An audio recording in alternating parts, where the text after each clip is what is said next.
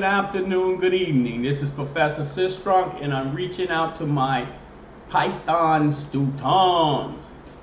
Okay, students, we are at that point where we just completed the process of selecting our project.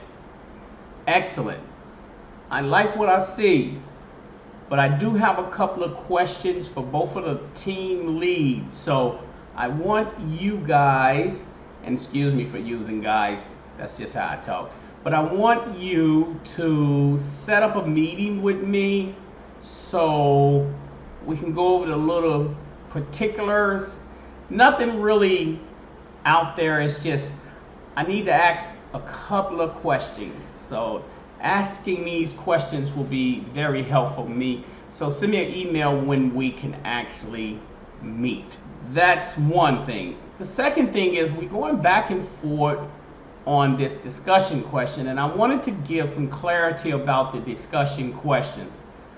A student stated to me that you guys can't see your discussion questions, and I wanted to get clarity on that because when I click on student view right here, this shows me what you guys will actually see. So I just want to make sure that you can see your discussion questions, because I thought it was kind of weird that none of the students had responded to the discussion question, this week. So I just wanted to get some clarity on that. So you see me jumping between the discussion questions. Now, as a student, this is exactly what I would see, this here. Us being in module 3 discussion question, because you're looking at the dates, when you click on it, you should see the same material that I see, but maybe you don't. If you do not, please reach out to me. So that was the second thing that I wanted to talk about. The third thing is, in this discussion question, when you read it, the first thing I want to point to is the date when the discussion question has to be, at least have your initial post. You got an initial post that you should post. Then when you go into the discussion question and start reading what you have to do, it's important that you understand after you post your proposal. So I reached out to the team leads and said, hey, post your proposal, because I wanted the students to start commenting on the proposals. Now, only person that needed to do that was the team leads, but I was getting some emails where, should we post or do we have to post? Everyone has to post in the discussion question. The team lead initial job was to put what you guys were going through, what you met on, what you had a discussion about in the discussion post, so you can actually see it. Now, some said they couldn't see it down here because, hey, Professor, we can't see it. So I sent the email out saying, hey, guys, post it.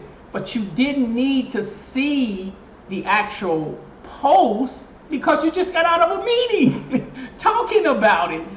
So you know what you talked about. I need your comments and your opinion on it, how it worked out, what you think about it. I need you to, talk about your discussion.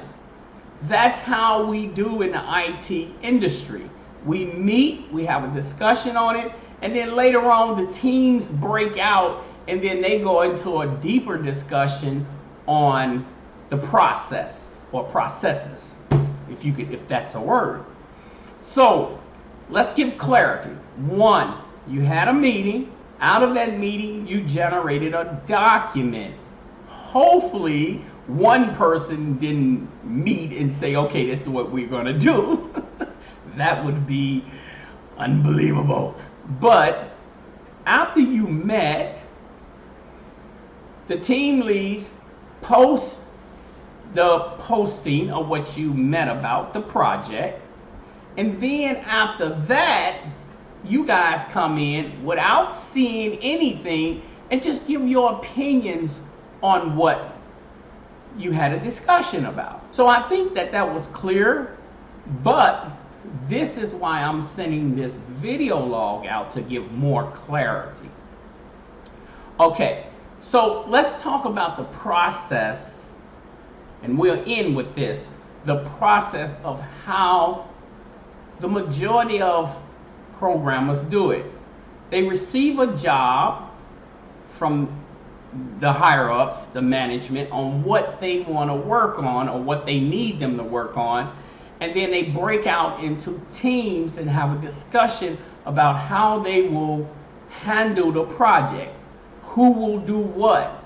And it really doesn't mean that you have to be in the same location. You can be spread out around the country, because you got programmers in every part of the world that work for various corporations, Google, Microsoft, etc., etc., etc.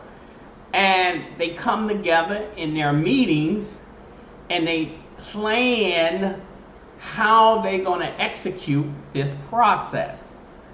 And everybody leave with jobs that they will be working on. Now, another thing is this.